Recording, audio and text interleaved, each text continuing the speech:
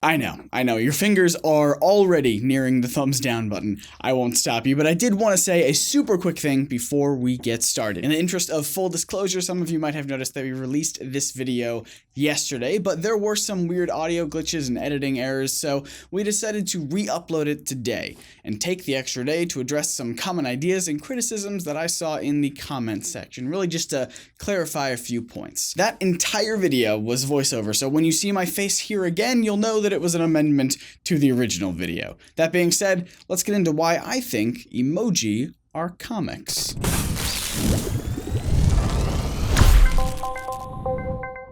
How are you doing, you wonderful nerd? We live in a post-July 28th world where the Emoji Movie is a thing that now exists. A couple years ago, I made a video asking the question if emoji count as comics, and now I figured would be the perfect time to revamp that idea, especially because that video is terrible and belonged to the headcanon series that most people hated. But I think the issue is interesting enough to ask again, so are emoji comics? The question is complicated. We know what emoji is. It's these things, little cartoonish ideograms that are baked right into our phones so we can send each other smiley faces and hearts and, I don't know, clamps? I'm great with emoji, clearly. And as much as I would love to introduce this Scott emoji into the world, unfortunately you and I can't create new emoji because the introduction of new smileys and such are controlled by the Unicode Consortium. However, this does mean that defining something as an emoji is just about as simple as asking if it's on their official list. Easy peasy. But while emoji might be fairly simple to define, comic, on the other hand, isn't so easy. To continue plugging my old videos, we dedicated an 8-minute episode trying to define comics 2 years ago, and I could have easily gone another 10 or 20 minutes on the subject. We won't repeat too much here, you can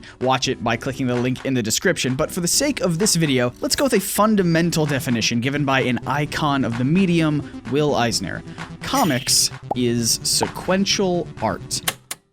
So right around here is where I started to lose people. First and foremost, saying comics is sequential art was not a grammatical mistake. We're discussing comics as the medium, where a comic book is simply a product of that medium. This distinction, although confusing initially and poorly explained by me the first time around, is crucial.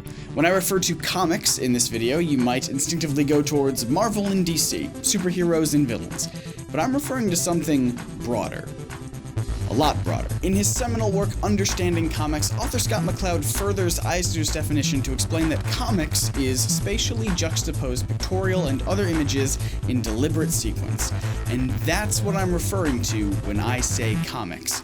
Comic books and graphic novels are merely two products of a much larger art form that uses a sequence of images to tell stories or convey ideas, aka capital C comics. McCloud goes on to explain that in this context, comics art has existed long before the invention of the printing press and newspaper funnies. Ancient paintings and tapestries, stained glass windows that retell biblical tales, and heck, even IKEA instruction manuals are all examples of comics art. Because again, we're not talking about Superman or Deadpool or whatever, we're talking about an entire artistic medium that uses successive pictures and images to tell stories or convey information and ideas. And boy, if that doesn't sound exactly like emoji. Unlike in animation, where the images are adjacent in time, one frame, then another, all taking turns sharing the same space, comics, on the other hand, is images adjacent to one another physically.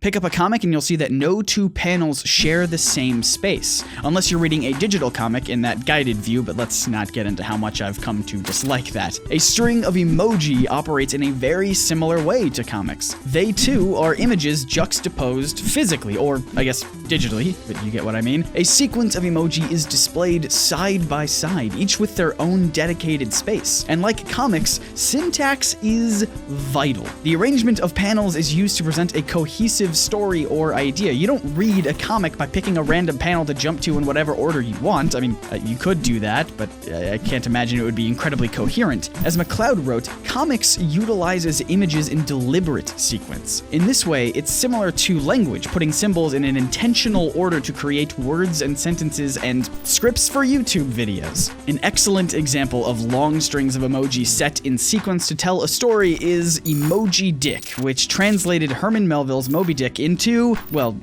You guessed it. However, because of the limitations of emoji, the book is effectively incomprehensible without the original text that is printed under it. The emoji are used to reinforce the ideas and provide some interesting context, and largely, this is how emoji are applied in everyday circumstances, tagging smileys and dancers and pizza emojis onto other texts, allowing words and images to work together. One way that emoji and text can be used together is to reinforce one another, like putting a laughing face next to LMAO. It reminds me of those old comics, especially during the 60s at Marvel, where stories had unnamed narrators who would tell the reader exactly what they see in every panel. Take this exchange from Avengers #1. Suddenly, the mighty fugitive drops to Earth. His golden pursuer, unable to stop in time, whizzes over him. Then, with the speed of a charging dreadnought, the Hulk leaps into the air again, behind the startled Iron Man. Now, we could easily crop these panels to either just the narration or just the images, and you would still be able to understand what's happening without needing both components. They simply reinforce what the other is communicating. But what makes the medium of comics so unique is the way it uses both text and imagery to tell stories and convey ideas, utilizing different parts of the brain in unison to decode the information on the page. And, naturally, emoji can also be used in tandem with words in this same way, not just to reinforce the same ideas, but to add context, which wasn't expressed with words alone. This combination of words and images juxtaposed in deliberate sequence being practiced on the daily by endless amounts of texts and posts makes me wonder if the world is unintentionally starting to become more fluent in the language of comics. More importantly, it means the Emoji Movie is technically yet another comic movie featuring Sir Patrick Stewart.